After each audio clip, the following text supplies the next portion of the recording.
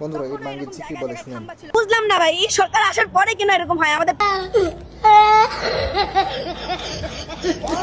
Pump থেকে তেল থাকে না, খাম্পা থেকে কারেন্ট থাকে না।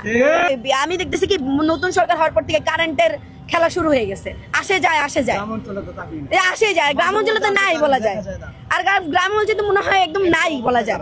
কেন মানে আমি বলবো যে যখন বিএনপি সরকার ক্ষমতায় ছিল এর আগেও 17 বছর আগেও, তখনও এরকম জায়গায় জায়গায় খাম্বা ছিল কিন্তু মুরব্বি মুরব্বি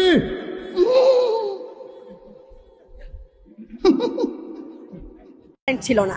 এখনো জায়গায় জায়গায় পাম্প আছে কিন্তু তেল নাই। বুঝলাম না ভাই, এই সরকার আসার পরে কেন এরকম হয় আমাদের পাম্প থেকে তেল থাকে না, খাম্পা থেকে কারেন্ট থাকে না। আসসালামু আলাইকুম বড় ভাই। বন্ধুরা এই বাঙ্গিজির মাথায় ঘেলু নাই মনে হয়। সারা বিশ্বে যেখানে তেলের সংকট, এখানে শুধু প্রধানমন্ত্রী তারেক রহমানকে দোষারোপ করতেছে। এই মহিলা অবশ্যই গুপ্ত সংগঠনের সদস্য, না হলে এইভাবে কোনো সরকার বিরোধী কথা বলতেছে। আসলে বন্ধুরা এটা হচ্ছে জামাতের প্রোডাক্ট নিয়ে, বুঝছেন তো। বন্ধুরা এসব ফালতু কথা থেকে দূরে থাকবেন, এসব গুজব থেকে দূরে থাকবেন। দেশের অবস্থা খারাপ, পৃথিবীর অবস্থা খারাপ, যার কারণে দেশে তেলের সংকট।